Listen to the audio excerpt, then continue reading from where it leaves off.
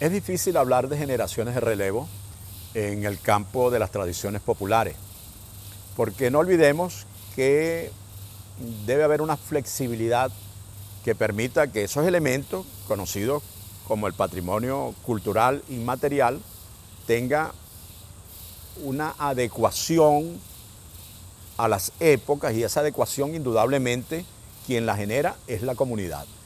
Yo estoy convencido de que las nuevas generaciones están sintiendo una necesidad en el país de reconocerse, de identificarse, y más allá de la globalización están tomando conciencia de la vitalidad de esas culturas.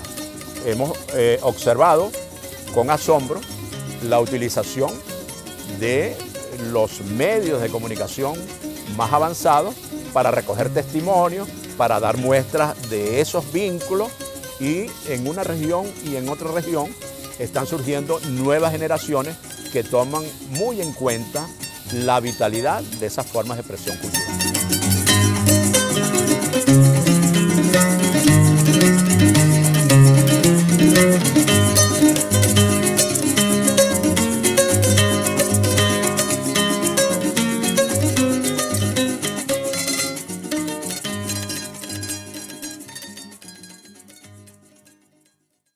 Benito Iradi,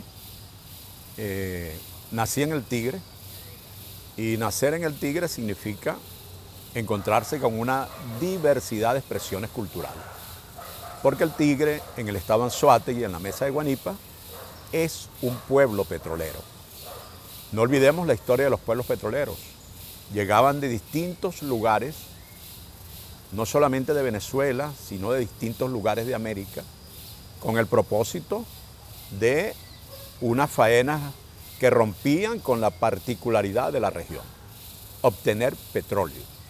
De esa manera se fueron concentrando en el lugar muchos grupos humanos, y por supuesto esos distintos grupos humanos trajeron sus costumbres más allá de las existentes. Y ese mundo tan diverso, tan amplio, me permitió comprender el significado de la diversidad cultural. Una diversidad cultural donde los auténticos pobladores de la zona, los cariñas, descendientes directos de los caribes, manejaban una lengua. Una diversidad cultural donde los pobladores que venían de algunos lugares, que podían ser las islas de habla inglesa del Caribe, manejaban también otro idioma. Y una diversidad cultural donde la riqueza del paisaje cercano a la Mesa de Guanipa, quiero decir, esas latitudes que hay entre el llano y el río Orinoco, también se asentarían allí. De tal forma que allí, en ese espacio conocido como el Tigre, podíamos encontrarnos con las bandas de acero, porque eran pobladores trinitarios que con los estilbán organizaban una fiesta colectiva en el carnaval. Podíamos encontrarnos con las diversiones que llegaban desde la isla de Margarita, y cada mes de diciembre y cada periodo de Navidad, por supuesto, esos elementos tradicionales margariteños formaban parte de la vida común. Y podíamos encontrarnos además con los mismos elementos que los pobladores del Callao trajeron hasta el Tigre, y veíamos a las mujeres vestidas de madama, y veíamos los cantos particulares del Callao, de la misma manera que encontramos también en el joropo particular del llano venezolano, allí en el Tigre, las expresiones propias de la ejecución de un arpa. No dejo de recordar de qué manera esos elementos fueron dándole forma identitaria a una localidad. Por supuesto, encontramos que ese mundo extraordinario entre el río Orinoco y el mar Caribe, toda esa inmensidad que es el oriente venezolano, empezó a formar particulares expresiones de las culturas múltiples que caracterizan una región. Expresiones que tienen en sus elementos aborígenes las más auténticas formas de vida. Un canto del mare mare para hablar de música, o la manera de fabricar una casa en barro, bareque, con techos de moriche, fue dándole una fisonomía al lugar.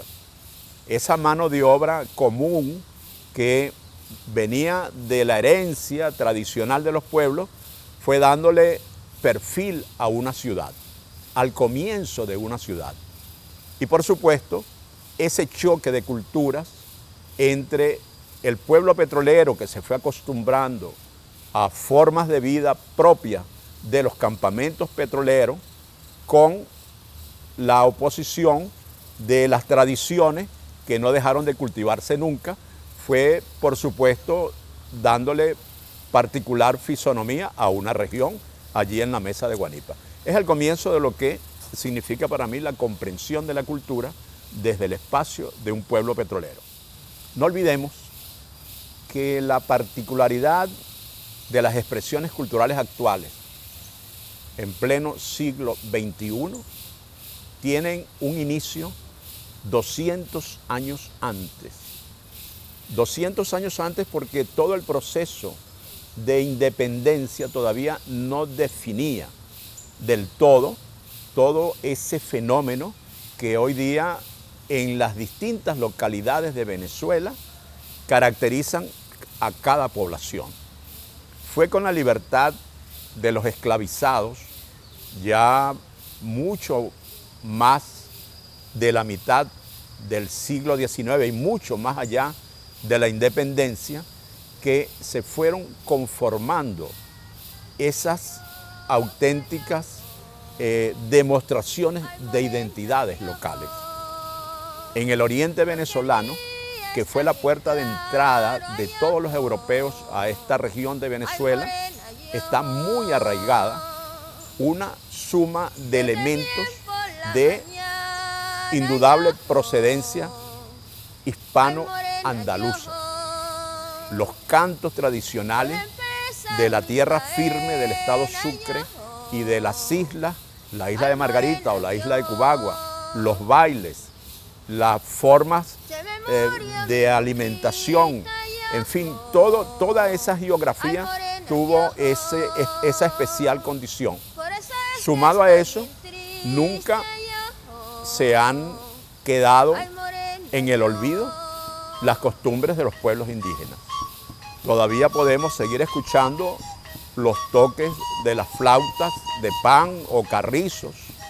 Todavía podemos seguir escuchando alguna lengua propia de la región, como es el caso de los cariñas, pero en fin, la caracterización del origen hispano marcó mucho la región del oriente venezolano.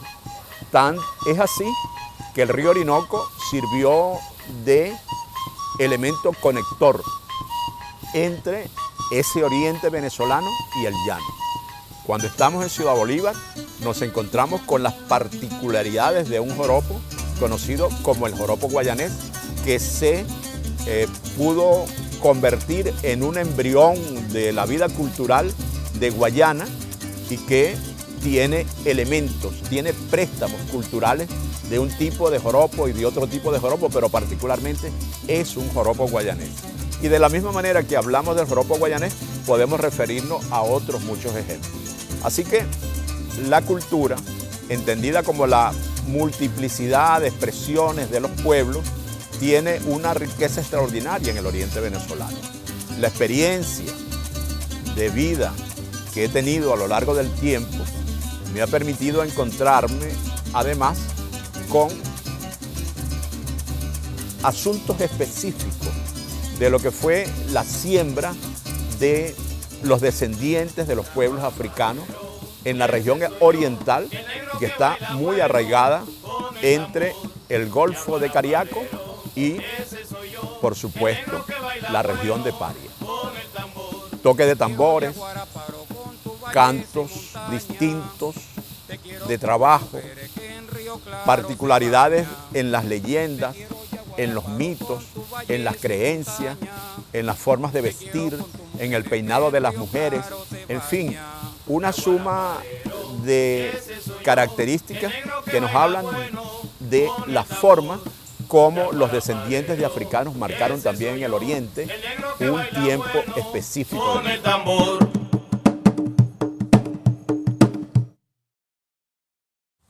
Es difícil de explicar lo que significa el Oriente venezolano.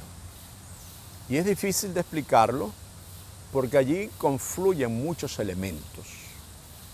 Quizás 100 años antes nos hubiera costado mucho trabajo decir lo que era el Oriente venezolano, porque era la confluencia de muchos lados.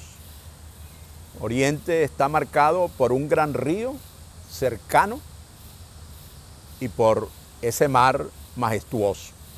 Oriente esencialmente es un gran puerto. Por el mar o por el río llegaron muchísimos hombres y mujeres de distintas latitudes y así se fueron conformando los sitios. Es difícil decir qué es lo más auténtico, porque de alguna manera siempre ha sido tocado por otros préstamos culturales, por préstamos culturales ajenos a la región venezolana o por préstamos culturales característicos de una geografía mucho más amplia donde se fueron sumando elementos. Yo voy a citar el ejemplo de mi infancia. Yo me acostumbré a escuchar a un padre que tocaba el cuatro transportado y siempre me llamó la atención la manera como todas las tardes aquel hombre, José Manuel Iradi, se sentaba en el patio a hacer sus ensayos y sus prácticas de cuatro, y es una música que nunca olvido y que con el tiempo luego encontré en otros músicos muy virtuosos, porque no era simplemente buscar a través de puntear el cuatro unas melodías que pertenecían a un pasado, pertenecían seguramente a la juventud de mi padre, pertenecían a otras generaciones. Frente a ese padre que viene de Aragua de Barcelona, me encuentro con una madre que viene de los pueblos de la Guayana y que en su práctica de vida, dedicada íntegramente a la dulcería, me permitía descubrir sabores, olores y, por supuesto, ejercicios de rutina que ya son poco comunes. Una madre que se fabricó su propio horno de leña para hacer de su dulcería una de las más conocidas. Y de qué manera la guayaba, y de qué manera el icaco, y de qué manera el mango, y de qué manera muchos frutos, algunos originarios de Venezuela, otros ajenos al país, fueron entrando en una práctica gastronómica que me fue dibujando una forma de vida, una forma de entender una región. En esa población del Tigre empecé yo a transitar el mundo de las culturas populares. Tuve un condiscípulo que, bueno, toda Venezuela conoce, llamado Gualberto Ibarreto. Estudió en el Liceo Briceño Méndez, donde yo también me formé. Y a lo largo del tiempo esa amistad con Gualberto nos permitió que yo pudiera proyectar a Gualberto en el trabajo que hacía como difusor de la cultura en las universidades, particularmente en la Universidad de Oriente. Pero también tuve otro compañero al que yo veía con su cuatro y con un famoso músico de apellido Chori al arpa. Me refiero a Enrique Hidalgo, que con el tiempo se convirtió en uno de los más destacados compositores del país. Con ellos siempre hablábamos de este tema. Pero el Tigre para mí encerró un gran misterio, porque no era común encontrarse, por ejemplo, producto de todo ese fenómeno cultural, con un cantante como Benito Quirós. Al primero de esos cantantes famosos que escuché fue a Benito Quirós, y recuerdo haber conocido también en ese mismo espacio lo que se conocía como el Circo de las Maravillas. En ese espacio donde la danza popular venezolana fue conformando unas características muy definidas de lo que se transmitía en la radio y posteriormente en la televisión. Pero uno de los grandes atractivos que yo siempre recuerdo del Tigre es la manera como los margariteños se organizaban. Existía la Casa Nueva Esparta del Tigre y allí vi yo por largas horas lo que eran los encuentros para celebrar el mes de mayo, los encuentros del galerón. Nunca olvidaré de qué manera un cantante que luego descubrí como uno de los mejores poetas margariteños, Chelías Villarroel, pudo hacer un mano a mano con otro músico también de apellido Villarroel, conocido como el Huracán del Caribe. Nunca olvidaré esos mano a mano, esa condición tan hábil de hacer del galerón una de las formas de expresión de mayor riqueza, y cómo aquella casa de Nueva Esparta en el Tigre se llenaba de un público inmenso. Ellos me dieron los primeros trazos para yo luego acercarme, en el caso de la isla de Margarita, a muchos intérpretes, compositores, cantantes, como Francisco Mata, como el propio Chelías, como el Huracán del Caribe, en fin, como un aguinaldo margariteño difiere tanto del aguinaldo que se canta en las costas del estado Sucre, y difiere tanto del aguinaldo que se canta en las montañas del estado Sucre. Todas esas claves empecé a descubrirlas a través de ellos, pero lo que más me asombró de ellos fue su condición de poeta. Poetas extraordinarios en la isla de Margarita, que a través del canto del galerón podían expresar todo un mundo, y más asombroso cuando podíamos descubrir que muchos de esos intérpretes no sabían leer ni escribir, sino que memorizaban esos cantos, como encontré muchos en las regiones próximas a Cumaná. En esa isla de Margarita, recordar a sus más genuinos estudiosos, investigadores, nos obliga a citar, por supuesto, a Beto Valderrama Patiño. O sea, siempre tengo en la memoria de Beto a su suegra cuando lo visitaba y veía a aquella señora ya fallecida, de qué manera se sentaba en el patio de la casa a trabajar el barro, y esa mujer, mientras iba construyendo sus vasijas de barro, veía al Beto ensayando en la tarde, inspirado en ese elemento amoroso de la madre, en ese elemento amoroso de la mujer.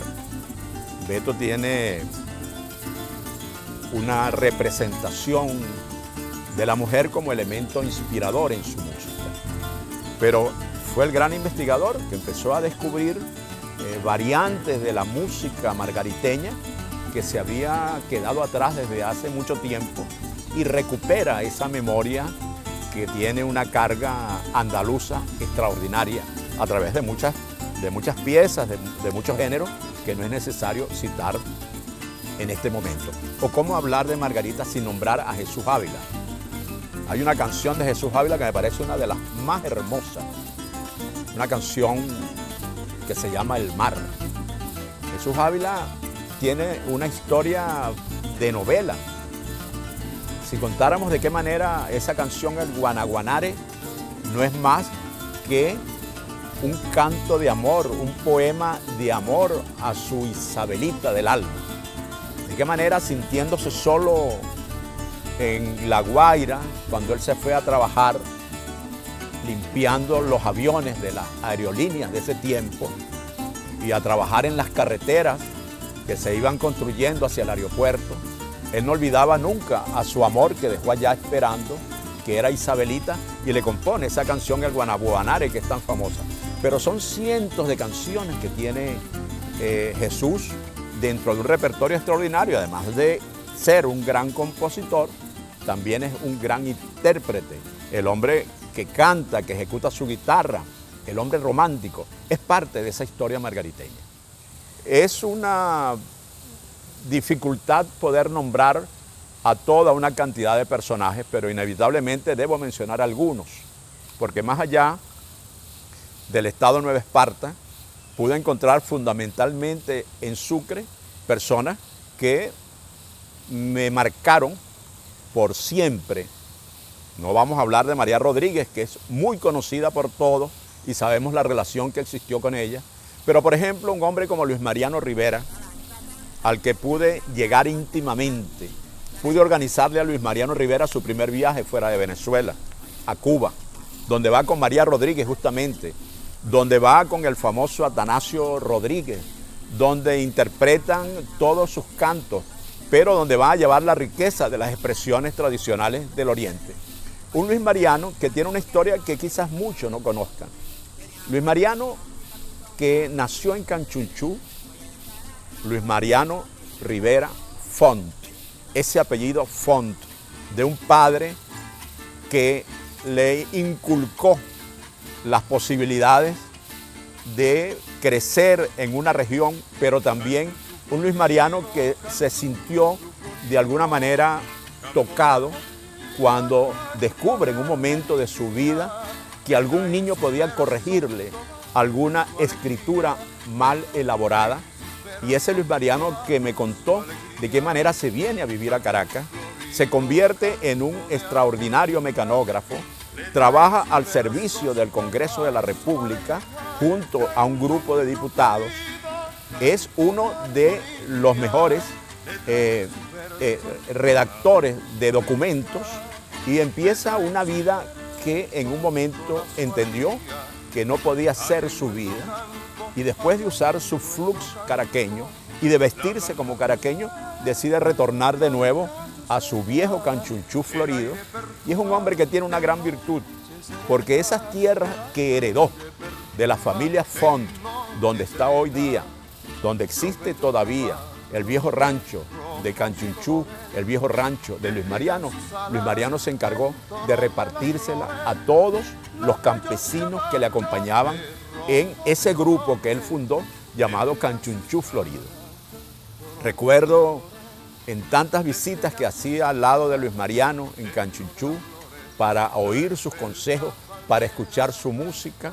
Recuerdo cómo a la entrada de su espacio estaba el famoso Indio Rivera, el intérprete de una canción que popularizó luego Cecilia Todd, conocida como Pajarillo Verde.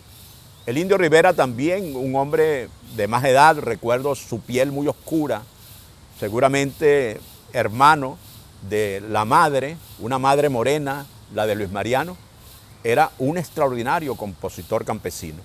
Yo nunca olvido esos personajes, como no podré olvidar a un Cruz Quinal con aquella invención del bandolín morocho, como no podré olvidar del estado Sucre a una Guillermina Ramírez, que tenía una condición muy especial para comunicarse con los espíritus, para comunicarse con el mundo más profundo y para descubrir cómo fueron los orígenes de los esclavos manumisos en esa región. No podré olvidar a una mujer como Berta Vargas, que también tenía historias de vida de la esclavitud muy marcadas, o a un Juan Luis García, uno de los últimos intérpretes del tambor de Yaguaraparo con el que celebran a San Juan, o por supuesto, cómo olvidar a personajes que hicieron memoria en la música instrumental venezolana, particularmente en la música cumanesa, a un Daniel Maiz, a quien descubrí un día que alguien le envía una carta donde le pide permiso para usar parte de su música, y él guardó esa carta por mucho tiempo y fue justamente escudriñando después de su muerte entre los baúles que guardaba que nos encontramos que aquella carta la firmaba un gran poeta latinoamericano como Pablo Neruda, porque ya reconocía a través de los primeros discos que se publicaron, se editaron de Daniel Maiz, reconocía una genialidad en la ejecución de los instrumentos musicales, del bandolín particularmente cumanés, y cómo olvidar a Atanasio Rodríguez, al propio Morochito Fuentes, para hablar de una generación continua, que es el más joven de todos ellos. Y por supuesto, podemos ir sumando una lista inmensa de nombres, de gente, pero por supuesto, repito, lo que me atrajo de manera más significativa fue lo que entendemos como las celebraciones colectivas, que no están determinados por un individuo, por una mujer o un hombre que pueden hacer desde el espacio de la cultura una memoria, sino lo que está determinado por la organización de las comunidades. ¿Cómo olvidar, por ejemplo, la forma de expresión tradicional del teatro campesino de Cumanacoa, donde José Julián Villafranca era el director de toda aquella actividad y que era uno de los aventajados porque sabía leer y escribir y que le anotaba en una hoja y le leía a cada actor lo que debía repetir porque los actores eran analfabetas, pero allí había un colectivo organizado más allá de lo que pudiera José Julián Villafranca hacer. O cómo olvidar, por ejemplo, en el estado Sucre, los bailes de los tiempos de Navidad que incorporaban el tambor, incorporaban los carrizos, como se les llama, para salir a celebrar con aguinaldos colectivamente desde las montañas hasta el valle. ¿Cómo olvidar lo que dentro de las diversiones llamadas comparsas, en el caso de Cumaná, no solamente en Cumaná, sino también en Carúpano, también en Huiria, también en Irapa, también en Cumanacoa, colectivamente los pueblos se organizaban para mostrar esa expresión tan antigua de canto, baile, música, en fin, una particularidad extraordinaria que en regiones como el estado Anzoátegui, como el estado Monaga, tienen unos elementos mucho más profundos que a través de los cantos de Mare Mare que interpretan los distintos pueblos cariñas, pobladores de Monaga, pobladores de Anzoátegui, incluso pobladores de Sucre en las altas montañas y pobladores del estado Bolívar han colectivizado unas formas de expresión que son identitarias muy particularmente de lo que es el oriente venezolano, pero que antes estuvo extendida hacia otras regiones. Hay un elemento del oriente que en la gastronomía yo espero que todavía se siga manteniendo. Y fue uno de los que probé y me agradó por toda la combinación que había en sus sabores. Ese elemento se llama el piñonate. El piñonate del estado Nueva Esparta, que lo envolvían, recuerdo yo, en hojas de plátano y que era de un sabor entre lo dulce y lo amargo. Yo nunca supe definir a qué pertenecía. Entonces parece que ahí estaban los sabores del guayquerí. Personajes relevantes del Oriente son tantos, pero inevitablemente por la cercanía que tuve con ella, tengo que citar a María Rodríguez. Particularmente la experiencia de María Rodríguez cantando fado en Lisboa. Un día que se acercaron a un concierto muchos portugueses, ella estaba cantando El río Manzanares, y descubro en el auditorio de Lisboa que eran muchos portugueses que habían vivido en Venezuela. Y curiosamente se acercan un grupo de jóvenes y empiezan a interpretar un fado. Y María, como siempre, muy inteligente, inmediatamente observa el canto del fado y trata de generar algunas estrofas, alguna cantica, y no olvido nunca el momento, fue tarde ya, después del concierto, que entre cantos de fado y cantos de Río Manzanares despedimos aquel hermoso encuentro. Por supuesto que el ponsigué viene a ser en el oriente de Venezuela una planta de particular importancia. Es muy extraño no descubrir a lo que fue una generación de muchachos tumbando de la mata de ponsigué, moviendo sus ramas para disfrutar ese sabor entre lo ácido y lo dulzón. Particularmente ese licor de ponsigué, que como es costumbre en Oriente, lo preparan con mucha anticipación y entierran una botella muy grande desde el mes de enero hasta que nuevamente en diciembre traen ese licor macerado que es extraordinario.